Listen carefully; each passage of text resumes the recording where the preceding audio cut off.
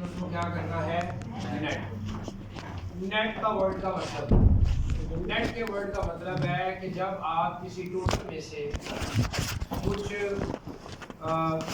चीज़ minus कर दें तो that will become a net. For example, आपने अगर अकाउंटिंग के प्रोसेस में समझा होगा तो आपने सीखा कि सेल्स में से अगर कॉस्ट ऑफ गुड्स माइनस की जाए तो you will get gross profit, और ग्रॉस प्रॉफिट में से अगर अपने इनडायरेक्ट एक्सपेंडिचर्स को भी अगर आप माइनस कर दें you will get the net profit. यानी ग्रॉस प्रॉफिट के बाद जब मजीद अखराजात माइनस कर दूं तो वो क्या रह जाता है, नेट प्रॉफिट। इसी तरह आपने कुछ प्रोडक्ट्स बाय की होगी तो उन प्रोडक्ट्स के ऊपर लिखा होता है वेट, और कुछ प्रोडक्ट्स के ऊपर लिखा होता है नेट वेट। यहाँ नेट वेट का मतलब है कि प्रोडक्ट का अपना वजन कितना है, पैकेजिंग हटा के। पैकेजिंग, अगर कभी आपका स्वीट्स खरीदने का एक्सपीरियंस हुआ हो तो वो जिस बॉक्स के अंदर मिठाई पैक वेट कर रहे होते हैं उसी वे करते हुए वो बॉक्स का वेट भी अंदर शामिल होता है। तो आपने जब उसे कहा 1 kg मिठाई दे दे, 1 kg के आपने पैसे दिए, तो वो पूरा बॉक्स होता है 1 kg का, यानी 1000 ग्राम का, 1000। लेकिन उसमें जो मिठाई सिर्फ होती है, द नेट वेट ऑफ मिठाई इज अराउंड 950 ग्राम्स। अराउंड 50 ग्राम क्यों काउंट हुआ? दैट इज डब्बे का वजन। तो हमने उनसे खरीदारी की है 1000 ग्राम की, ठीक है, लेकिन हमें जो नेट मिठाई मिली है वो कितनी मिली है, 950 ग्राम। तो जिन प्रोडक्ट्स के ऊपर नेट वेट लिखा होता है इसका मतलब होता है इस वजन में पैकेजिंग का वजन शामिल नहीं है, इसके अंदर प्योरली प्रोडक्ट इतनी है। समझ आ गई? फॉर एग्जाम्पल इसी तरह की को कहीं पे भी आप देखें तो नेट ऐसे ही चलता है। उर्दू में इस लफ्ज के लिए जो लफ्ज इस्तेमाल होता है दैट इज कॉल्ड साफी। क्या जी? साफी वर्ड फ्रॉम साफ, ठीक है। अब ये इस तरह से यूज होता है। नॉर्मली लोग बाइक वगैरह सेल करने जाए, गाड़ी के केस में तो ऐसा नहीं होता, बाइक वगैरह सेल करने जाए, बल्कि वो छोड़े, चिकन खरीदने जाए तो चिकन खरीदने का दो अंदाज है कि मिसाल के तौर पर आप क्या कहते हैं जी 1 kg चिकन। 1 kg चिकन का मतलब है कि आपको 1 kg चिकन चाहिए, और अगर आप कहते हैं 1 किलो साफी चिकन, तो साफी चिकन का मतलब है कि अब हमें जो है वो गोश्त से हटकर जो आइटम्स हैं वो हमें दरकार नहीं है, लाइक गर्दन, कलेजी, पोटा, ये चीजें अब हमें गोश्त से हटकर दरकार नहीं। तो जब आप किसी को जाके कहें यार मुझे 1 किलो साफी चिकन चाहिए, तो मुझे बताएं साफी चिकन में वो गोश्त के साथ इन चीज़ों को ऐड नहीं करेगा, इन चीज़ों को ऐड नहीं करेगा, माइनस कर देगा, तो उसकी जगह से मजीद गोश्त ही ऐड करना पड़ेगा। यस और नो? इसीलिए जो साफी चिकन है उसका रेट 70-100 रुपये पर केजी एक्स्ट्रा होता है। नॉर्मली कहाँ खरीदा जाता है?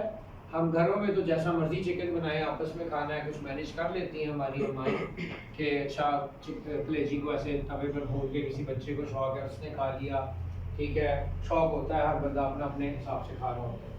नॉर्मली दावतों के ऊपर, शादी ब्याह पर जो नॉर्मली चिकन बना होता है दैट इज बॉट एज साफी चिकन, कि यार हमें ये एडिशनल जो चीज़ें इसमें मिल रही है, गर्दन, चोंच, कलेजी, पोटा, ये हमें दरकार नहीं, इसमें चर्बी भी हमें दरकार नहीं, हमें साफ करके वजन चाहिए।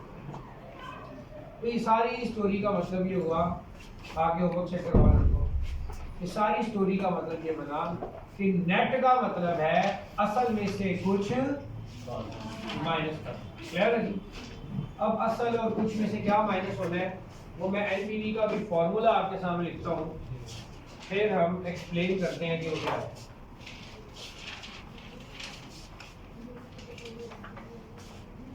दो एमसीक्यू से कैसे वीडियो है, कल पूछ लेना या अभी एंड पे देख लेते हैं। बस भाई सुनिए, नेट प्रेजेंट वैल्यू एनपीवी का फॉर्मूला है present value of returns minus present value of investments. Present value of returns minus present value of investments. Clear हो गया जी?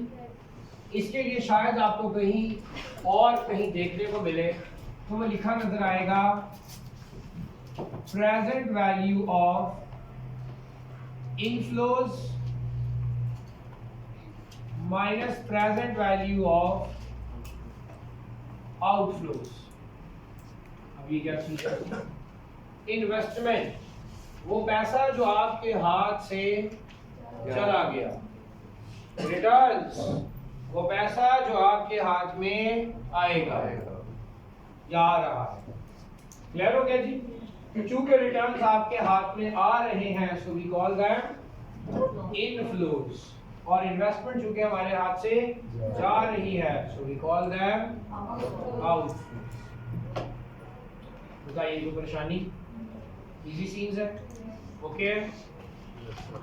अब हमने क्या करना है, तो पहला जो मेरा ऑब्जेक्टिव है किसी भी सवाल पर, जहाँ पे मुझे एनपीवी का कुछ काम करना पड़ेगा, वहाँ पर मेरा पहला मकसद होगा कि मैं जब सवाल को पढूं तो सवाल में जितने भी कैश फ्लोज की बातें हुई हैं उनमें से मैं सेग्रीगेट करूं कि इनमें से इन्वेस्टमेंट्स कौन कौन सी हैं और रिटर्न्स कौन कौन से हैं। क्योंकि मुझे रिटर्न्स को अलहदा प्रेजेंट वैल्यू बनाकर लाना है, यस और नो, और इन्वेस्टमेंट्स को अलहदा प्रेजेंट वैल्यू बनाकर लाना है। प्रेजेंट वैल्यू एट वेयर, देखिए प्रेजेंट वैल्यू का मतलब है वापसी का सफर, लेकिन वापसी का सफर का पॉइंट कहाँ पे आके ब्रेक लगानी है? जीरो पर। Why zero? Why now? NPV is a DCF topic, discounted cash flows, which is used for decision making. इसलिए यूज होता है, तो decision making का मतलब है you are making your decisions at zero. Clear हो गया? तो देखिए कुछ बातें तय हो गई कि नेट प्रेजेंट वैल्यू का सवाल आया तो सारे कैश फ्लोज को उठा के कहाँ लाना है? ये मल्टीप्लाई होके आएंगे, डिवाइड होके आएंगे। इसका मतलब इसमें होना ही वो डिवीजन वाली वर्किंग है। क्लियर हो गया? जितने जितने साल पीछे आएंगे उतने उतने साल की पावर लगा देंगे। क्लियर है? सबको कहाँ लाना है? जीरो पर। तो एक और आसानी होगी, चौथे साल से जीरो पर आना है तो पावर 4, 8वें साल से जीरो पर आना है तो पावर 8। इजी हो गया। क्योंकि दिक्कत तब आती है जब मुझे 8वें साल से चौथे पर आना हो, तब पावर क्या आएगी? 8 से 4 पर आना है तो पावर क्या आएगी? 4। समझ आ रही है? तो वो थोड़ी दिक्कत होती है। यहाँ पर तो ये परेशानी भी नहीं है। जो दिक्कत आपको आएगी, जो कि एक्चुअली आनी नहीं चाहिए, आसान सी चीज़ है, वो ये है कि आप सवाल को जब पढ़ेंगे, सवाल में बहुत सारे कैश फ्लोज का जिक्र होगा। आपको सेग्रीगेट करना है कि मेरी कौन कौन से इन्वेस्टमेंट है, कितने पैसे मेरे हाथ से कहाँ कहाँ पर गए, और कौन कौन से पैसे मेरे पास इनफ्लोज यानी रिटर्न्स की फॉर्म में आए। मैं एक बेसिक कैश फ्लो से बात शुरू करूंगा और कैश फ्लो को टेक्निकल करता चला जाऊंगा। ठीक है जी? एक स्टैंडर्ड स्टेटमेंट अपने ज़हन में रखिए। मैं सीधी टाइमलाइन बनाऊंगा, क्वेश्चन आप बनाएंगे। द स्टैंडर्ड स्टेटमेंट इज कि आप a project is required an investment of this, a project is required an investment of this, and which will provide the return at this amount, at फलाना year, कोई ना कोई time होगा। समझ आ गई? Standardise structure समझ आ गया? मैं टाइमलाइन बनाऊंगा, पहले आप अंग्रेजी की स्टेटमेंट बताएंगे। ठीक है?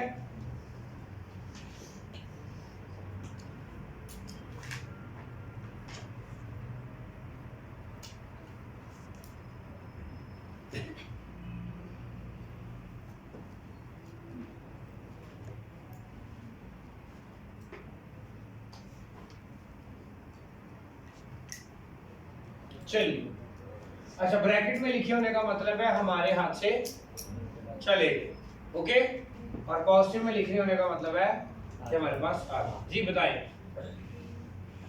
स्टेटमेंट बोले यार सारे शुरू से जीरो से।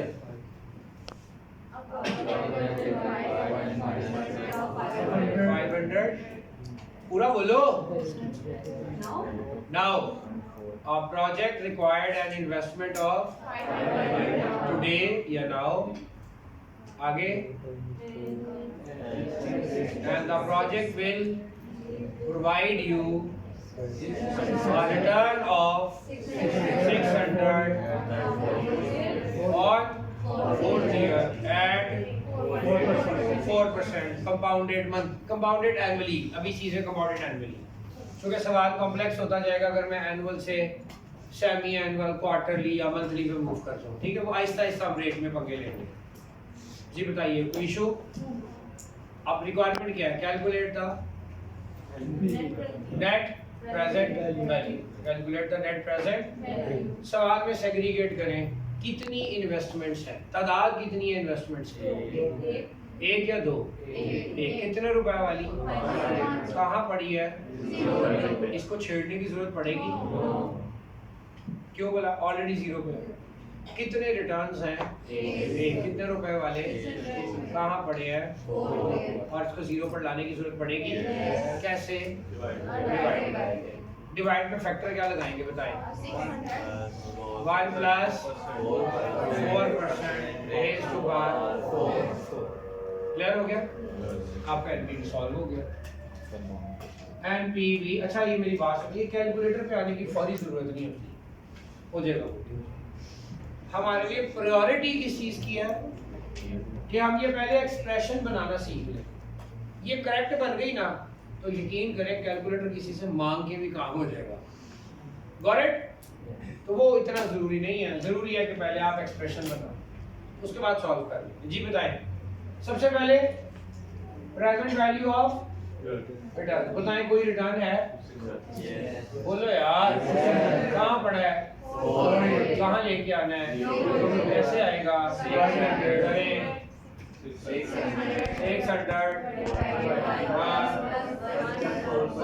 4% माशाल्लाह को मल्टीप्लाई भी बोल रहा है। अच्छा, और कोई रिटर्न? खत्म करी रिटर्न की। माइनस अब प्रेजेंट वैल्यू ऑफ कोई इन्वेस्टमेंट दिख रही है कितने रुपए की? कहाँ पड़ी है? चाहिए कहाँ? कुछ करूँगा नहीं। एनपीवी का आंसर दे 12.88 कर लेते हैं।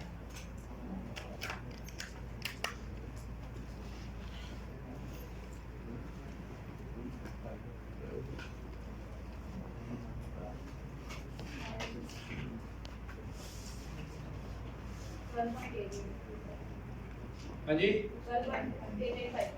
12.88 क्या 5 years परसेंट क्या? हाँ क्या यूनिट भी तो बोले, परसेंट रुपीज है। पैसों को डील कर रहे हैं ना तो पैसों में आंसर आएगा। ओके नेक्स्ट टाइमलाइन बना रहा हूँ।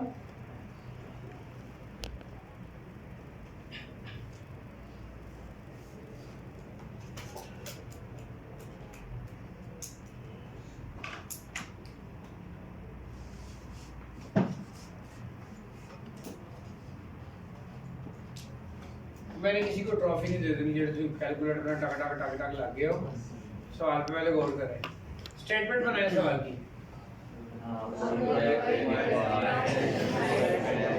अच्छा मेरी बात सुनो, इसमें शर्म वाली कोई बात नहीं है कि जो लोग जो है वो सिर्फ बोर्ड को घूरी जा रहे हैं और बोलते हुए उनको शर्म आ रही है, ठीक है। उन्हें ज़्यादा ज़रूरत है कि वो बोले, स्टेटमेंट बनाएं ताकि कल को स्टेटमेंट वाले सवाल आए तो उनको समझ आ जाए क्या है। ओके चले बताएं। Investment of and provide return of on and all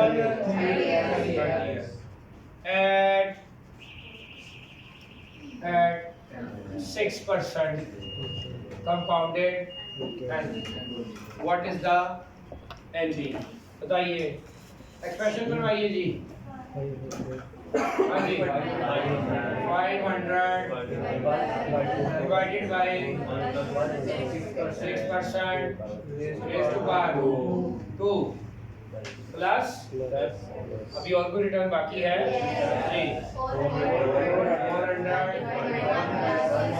400 6% raised to power 3 और कोई रिटर्न मतलब ये रिटर्न्स को मैंने इनक्लोज्ड इन ब्रैकेट कर दिया ताकि जरा अंडरस्टैंडिंग माइनस एक ही इन्वेस्टमेंट है कहाँ पड़ी है बताइए कहाँ छेड़ूंगा क्या आ जाएगा 7 जी बताइए 80.85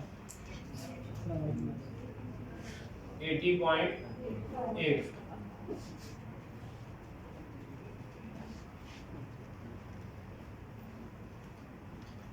हाँ जी क्लियर है sir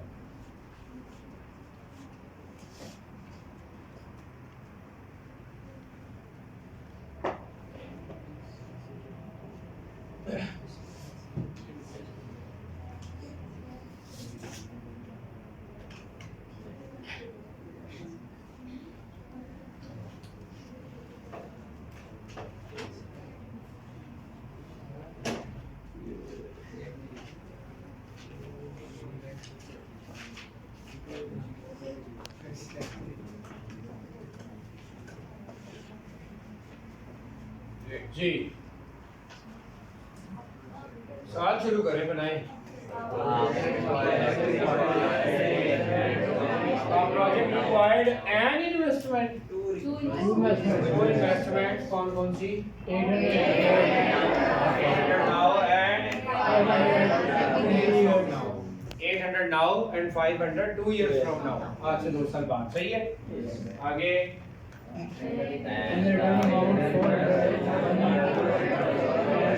project will provide you returns of 400 700 and 1000 on 60 years ठीक है जी at the rate of 9% compounded annually जी बताइए सॉल्यूशन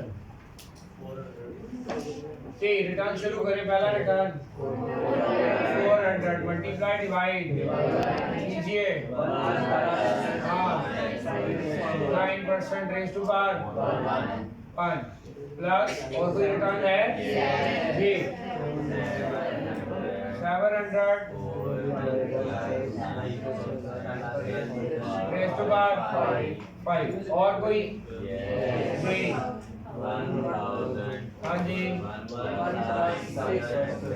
9% raised to power 6 और your return खत्म तो इन रिटर्न्स को मैंने ब्रैकेट में इंक्लोज कर दिया ताकि मुझे समझ में माइनस जी पहली इन्वेस्टमेंट बोलिए कहाँ पड़ी है कहाँ चाहिए छेड़ेंगे ऐसे ही आ जाएगी कोई और इन्वेस्टमेंट प्लस कर लेंगे हाँ जी 500 कहाँ पड़ी है 2 पर चाहिए कहाँ 0 पर क्या करूँगा 500 डिवाइडेड बाय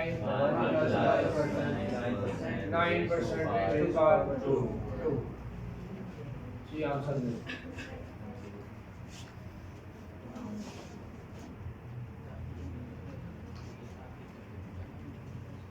197.35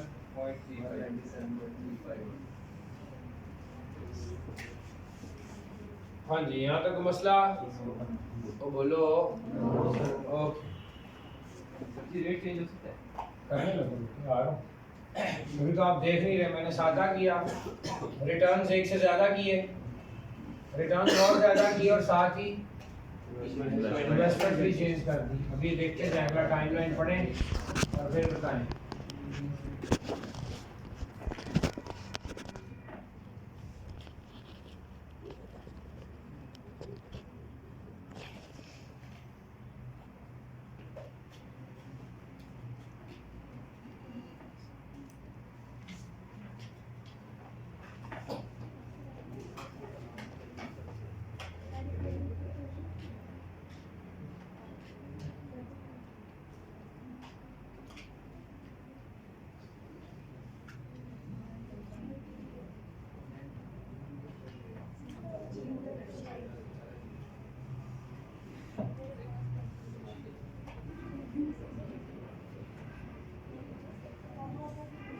चलो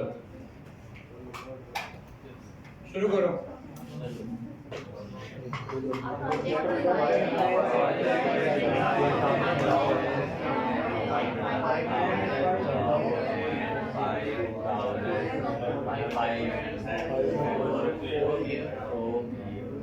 सारे चुप क्यों हो गए?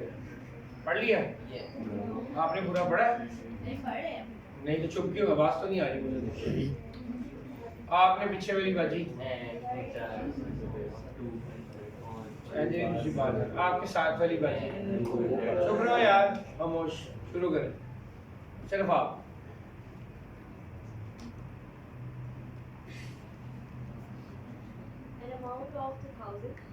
An account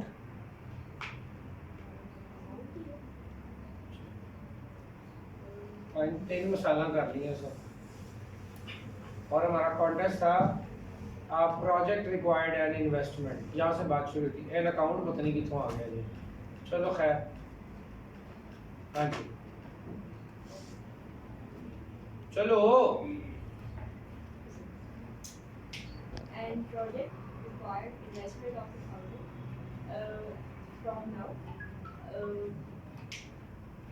that will provide a profit and first year with the rate of the interest and next 200 रेटों को भी साइड पे रखें। and cash flow second सुनाएं year अभी। and the next 200 in the third year and the project require the amount of the 500 invested at the fourth year and require the profit require का profit will provide the will profit provide at the fifth year of 500 and the sixth year sixth the 500 and the seventh year 500 with the rate of अब रेटों पे आ जाए जरा। अच्छा, अब ये जो आप बता रही हैं तो आप बहुत सिंपल इंग्लिश बोल रहे हैं।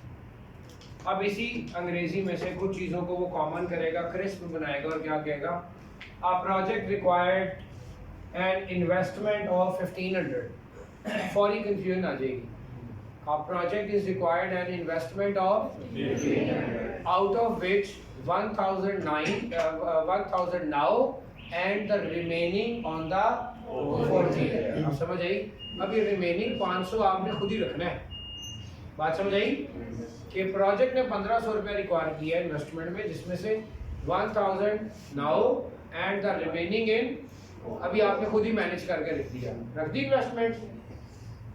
The project will provide you a constant return from 1 year to 3rd year as 200। The project will provide you a constant return from 1st year to 3rd year as 200, and also it will provide you another constant return of rupees 500 from 6th to 5th to 7th year। बात समझ आ रही है? अब ये बात करने के और भी अंदाज हो सकते हैं। The applicable rate for this duration is 8% for first 3 years, 6% for the next 2 years and 4% for the remaining years। अब रिमेनिंग जितने भी होंगे वहां पर 4% अप्लाई हो जाएगा। बात समझ आई? यस और नो?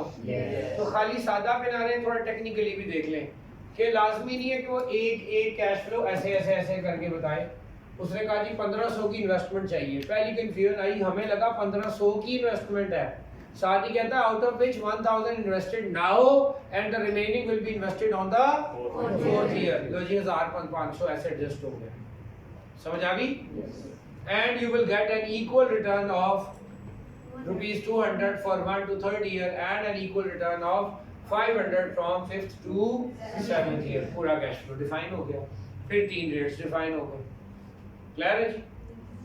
अब कैलकुलेट एनपीवी। हाँ जी,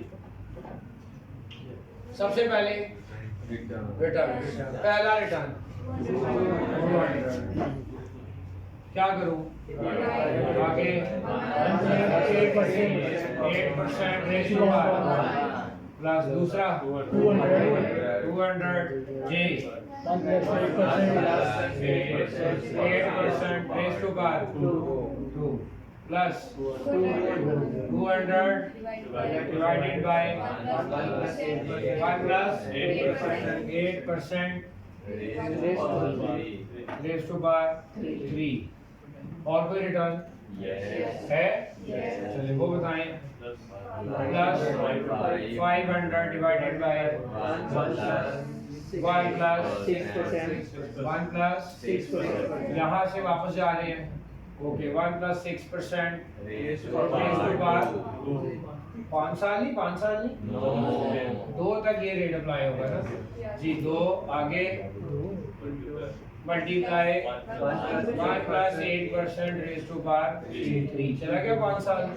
नेक्स्ट 500 जी अब बोल लो क्या हो गया? जुबानों को ताले क्यों लगे हैं? तू ना ही बोल, तेरी मेहरबानी। हाँ जी ये दूसरे 500 की बात होने लगी है इसको जी। बताइए 1 प्लस 4% रेज़ टू पावर 1। शाबाश, 1 साल इससे ट्रैवल हुआ। आगे 1 प्लस 6% रेज़ टू पावर 2। फिर 1 प्लस 8% रेज़ टू पावर 3। हो गए 3 साल, सॉरी 6 साल हो गए ट्रैवल। 3 2 और 1 6। आखिरी इस 500 की बात होने लगी है जी। 500 divided by 1 plus 4% raise to power 2। यहाँ से 1 और 2 ठीक है।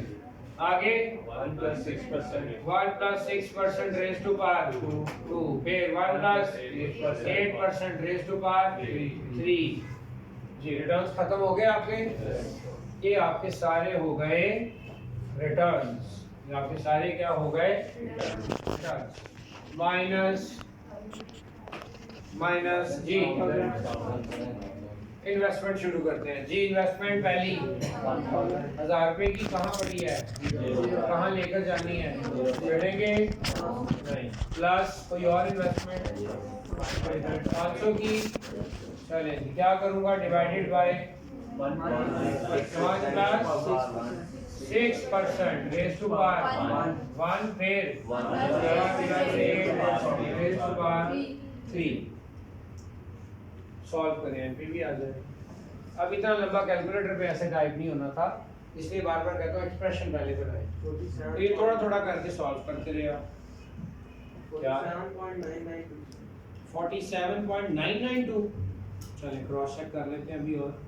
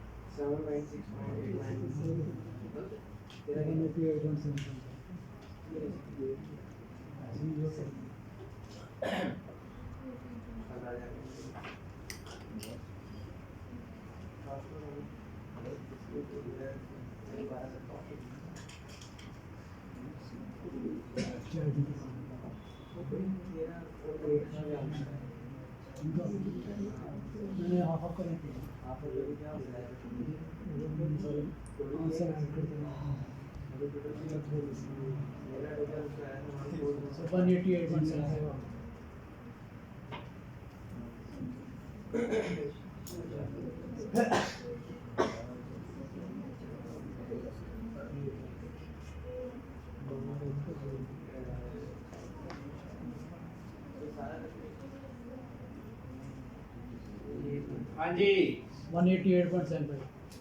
लो शमीर साहब बड़ी मेहरबानी है छेती ट्रॉफी लेना। यस आंसर मिसमैच हो गया। और भी कोई आंसर करे जी?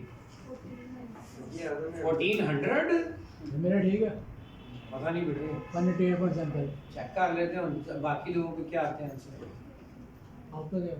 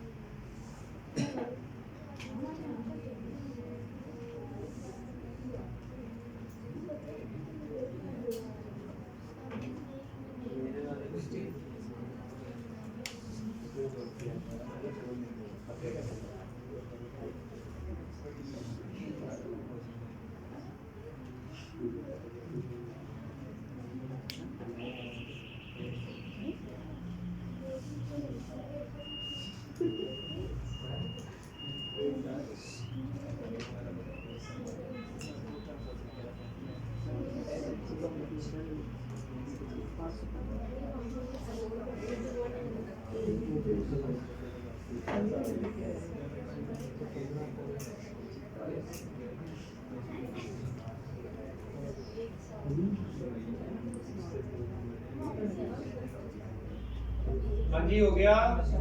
160.4 माशाल्लाह, तीसरा आंसर। मेरे भी यही है।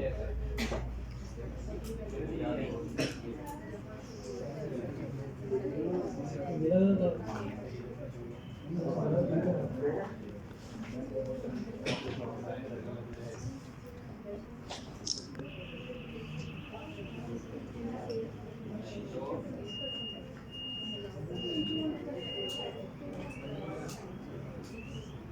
वो भी तो नहीं आता, करता भी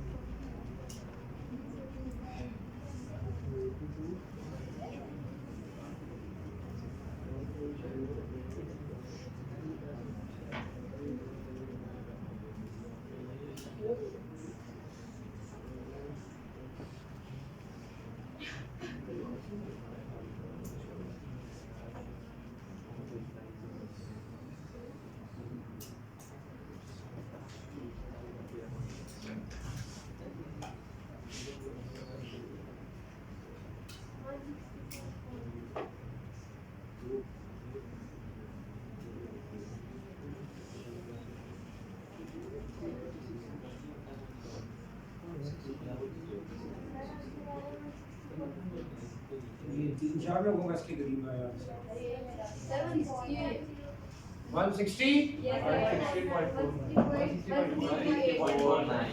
तो पाना है 188 आले 47 रुपए आले। इसे तो फाइनेंशियल एडवाइजर ना बड़ी नुकसान करा देगा। हाँ जी, 160 रुपए आ गया। मैंने आपको ना अभी वर्किंग करवाई है 100, 200, 400 पे। डेफिनेटली आपको जब सवाल आएंगे 2, 4, 5, 7 लाख की बात भी हो रही होगी, 60, 70, 75 हज़ार की बात भी होगी। करेक्ट?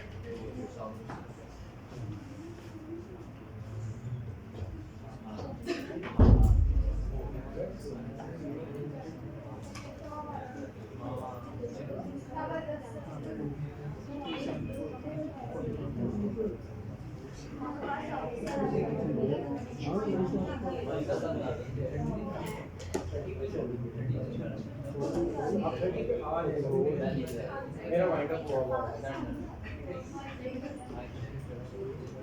हाँ जी, क्लियर हो गया। अब इस पूरे सवाल ये बिल्कुल बेसिक सी चीज है।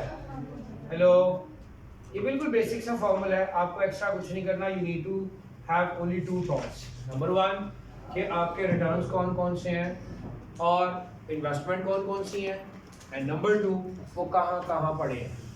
जब ये दो थॉट्स आपके पास आ जाएगी, सबको उठा के जीरो पर लाना है, वर्किंग करते हैं। अब कॉम्प्लेक्सिटी क्या ऐड होगी, number of returns and number of investment ज़्यादा कम हो जाएंगी, यस और नो।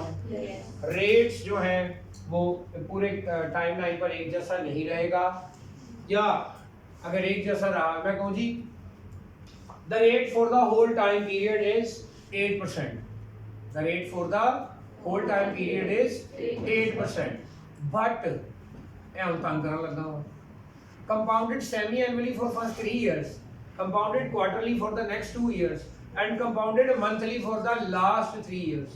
इसका मतलब क्या हुआ, रेट्स एक्चुअली डिफरेंट। यहाँ क्या रेट होगा, 8% कंपाउंडेड सेमी एनुअली, यहाँ 6% कंपाउंडेड क्वार्टरली, यहाँ 8% compounded quarterly and 8% compounded monthly. Different हो जाएगा। ये चीज आपको थोड़ा सा तंग करेगी, number one. Number two, calculator पे इतनी कैपेसिटी मौजूद नहीं है कि आप इसको वन गो में सारा टाइप करके सॉल्व कर सको। और अगर ये सॉल्व हो गया है तो अगर ये नंबर्स थाउजेंड्स में आगे तो एक्स्ट्रा टाइपिंग करनी पड़ सकती है, उसके लिए कैलकुलेटर की खास कैपेसिटी है। आई वांट यू कि एक्सप्रेशन बनाना इज एक्चुअली द फनकारी, कैलकुलेट करते वक्त आपसे बोंगी हुई तो सारी मेहनत ज़ाया। तो लिहाजा कैलकुलेशन को बड़ा वैलिड लेवल पर जो है वो करेक्ट रखा करें।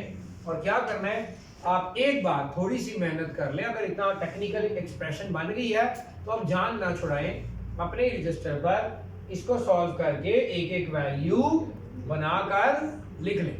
बनाकर जब आप बनाकर लिख लेंगे तो उसके बाद क्या होगा, सिंपली आपको ऐड और सब्ट्रैक्ट करने में कोई दिक्कत नहीं।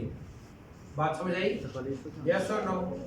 अच्छा, ये है जी हमारा सीधा तरीका। अब आते हैं उल्टे तरीके से। हाँ जी, सीधा है। ये एक्सप्रेशन बड़ी दूर तक चली गई है, चल जाने दो। हम भी ये करें, सही है। अब बोर्ड पे ध्यान जी। देखिए, मैंने आपको पहले दिन से एक बात सिखाई है कि ये आपके सामने अगर फॉर्मूला दिख रहा है, इसमें कितनी आइटम्स आपको दिख रही हैं इस फॉर्मूला में? 3। कौन कौन सी? माइनस, ऐसे ही है जी। तो 3 चीजें हैं बेसिक।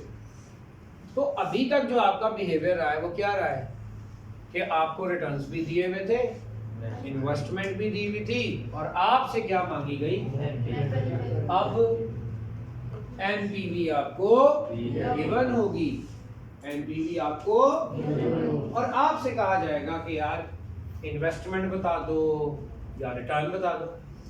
फॉर एग्जांपल ये सुने,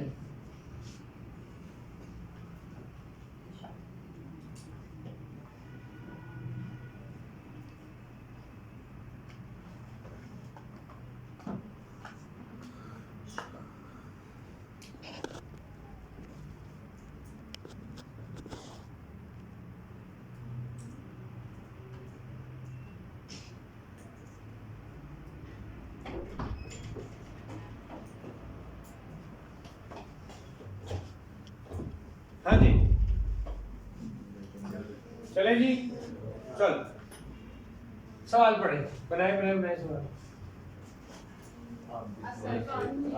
A project is required an investment. Okay? It which will provide 7,000 return after 4 years. Okay ji? The NPV of this project is 1. At find the investment. Find the investment. बताइए क्या करेंगे? लिखवाना शुरू करें। 1,000 is equal to बोलो, present value of returns जी 7,000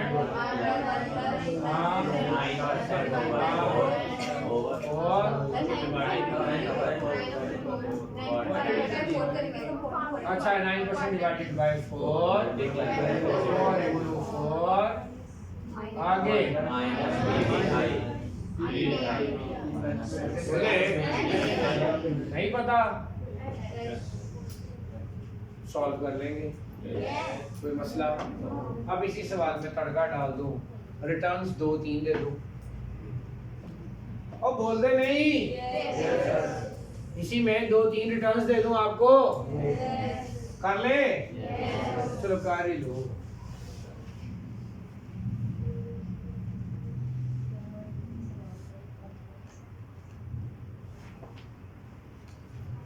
चलो अब bracket close नहीं हुई प्लस हाँ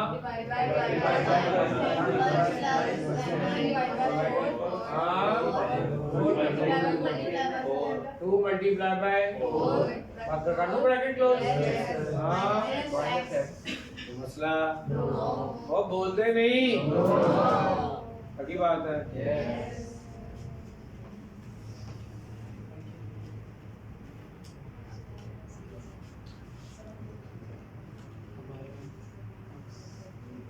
मेरा ख्याल है मैं हिस्ट्री की सबसे बड़ी प्रैक्टिस करवा रहा हूँ एनपीवी ਤੁਹਾਡੇ को टाइम ऐसे तो करा रहे हैं मतलब टाइम ऐसा कुछ सेट है ठीक है। 3-4 सवालों का मैं नहीं कराता दफा जब खुद करके आओ ठीक है क्योंकि बार बार एक ही चीज आ रही है लेकिन फिर भी आपके लिए हाँ आपके लिए यार मेरे मामे के बच्चे कोई नहीं अगर होते तो मैं चपेड़े मारता ठीक है वो काबिल ही नहीं है सर।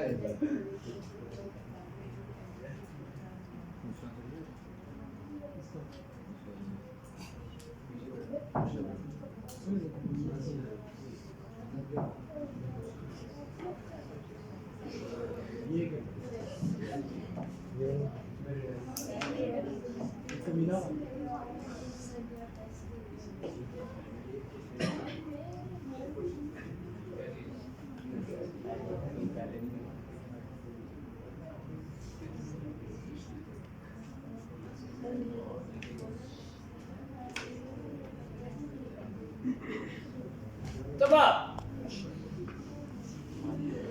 आओ आओ चल सवाल पढ़ो पहले।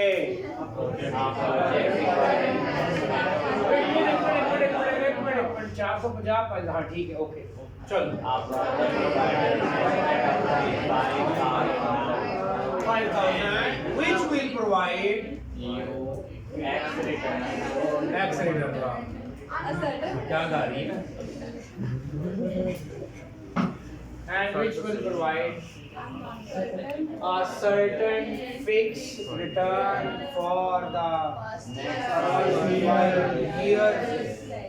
ये अकेला रिटर्न नहीं 5 में पड़ा हुआ ये पड़ा होता हम कहते हैं जी a single return on 5th year। यही अंग्रेजी का फर्क है 5th year and 5 years दोनों बातों में फर्क है कि नहीं।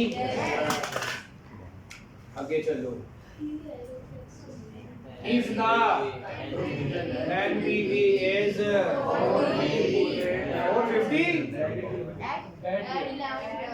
450 minus 450 अकाउंटिंग की टर्मिनोलॉजी याद आई कि नहीं। थिंग्स आर इन नेगेटिव तो आप उसे ब्रैकेट इनक्लोज्ड कर देते हैं नहीं पढ़ा तो याद रखिए कि अगर आप प्रॉफिट लिखते हो मिसाल के तौर पर आप लिखते हो जी प्रॉफिट सॉरी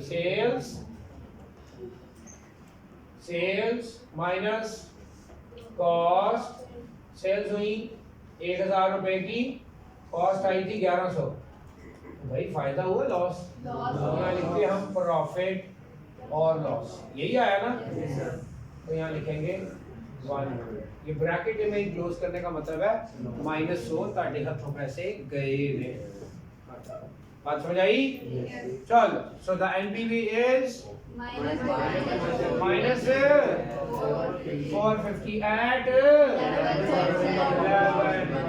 चलो सॉल्व करना शुरू करते हैं जी ओके हाँ जी x ओके हाँ okay 1 multiplied by okay x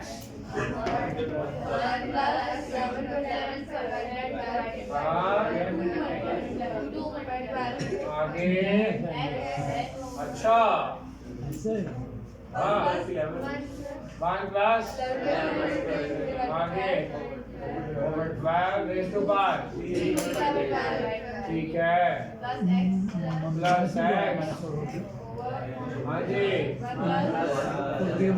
हाँ ब्रैकेट में 11% over 12 raised to power अच्छा जी बस ये है ब्रैकेट में बहुत ज़्यादा हाँ जी 1 plus 11% divided by 12 raised to power शाबाश बस कर दूं थैंक यू अब वो तो है।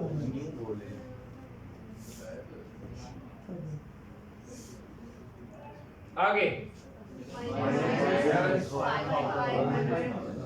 500 और कुछ बस सॉल्व कर लेंगे नहीं होना बेटे तुझे सियाने कैलकुलेट इसको सॉल्व फॉर एक्स करने का सोच रहे होंगे ना नहीं होना तो मैंने कहा आपको पहले मैं सवाल दिखा दूं फिर ये दिखा दूं कि आपको खुश हो गया हाँ बना लिया हो जाएगा नहीं होना कैलकुलेटर इतनी बड़ी एक्सप्रेशन का इनपुट नहीं लेगा उसकी कैपेसिटी नहीं अब आपने क्या करना है दैट इज वेरी सिंपल थोड़ा इसको साधारण कीजिए साधारण कैसे करेंगे आपके सामने है मैं क्यों दसा आपकी इक्वेशन क्या है जी माइनस 450 इज इक्वल्स टू इनको सिंप्लीफाई करना शुरू करें 1 डिवाइडेड बाय दिस बताएं 1 डिवाइडेड बाय दिस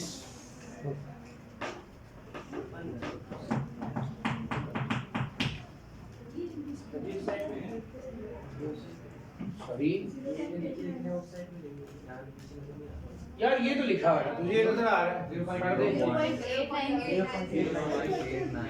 0.8962 हो गया हो गया प्लस बल्कि एक और काम करना आसान आसान इन सब में से x कॉमन आ जाएगा ऐसे ही है x को मैंने बाहर रख लिया ठीक है जी और अब ये वैल्यूज बतानी शुरू करें 0.8963 प्लस अब गो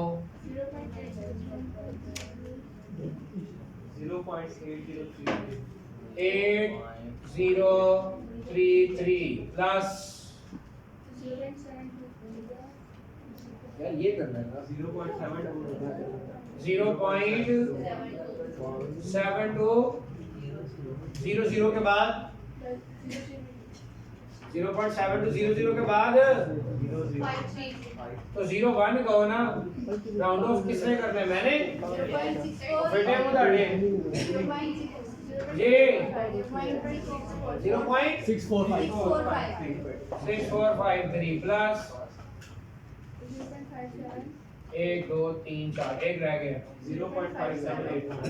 0.5784 माइनस 5000 क्या ख्याल है अब जरा सुने माइनस 5000 से जाके प्लस हो जाएगा तो यहाँ क्या रह जाएगा 4550 इज इक्वल टू यहाँ पे टोटल करके something plus something x divide करेंगे 3.6434x चलो डिवाइड करके x आंसर भी दे दो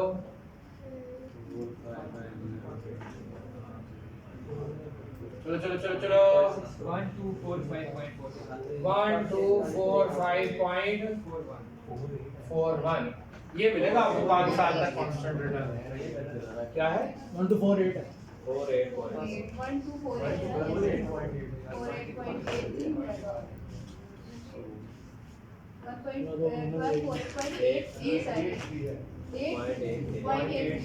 1248.8 तकरीबन 49 1253 रुपए 1250 समझ आ गई चलो जरा होमवर्क मैंने तो बड़ा काम करा दिया तुझे नहीं करना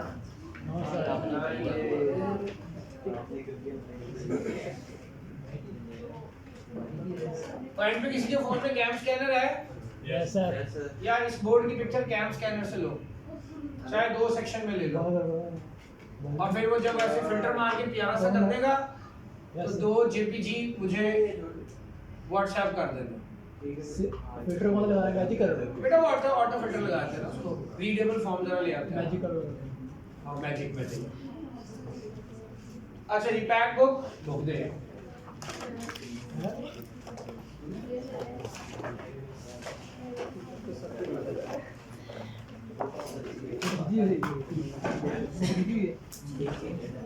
जी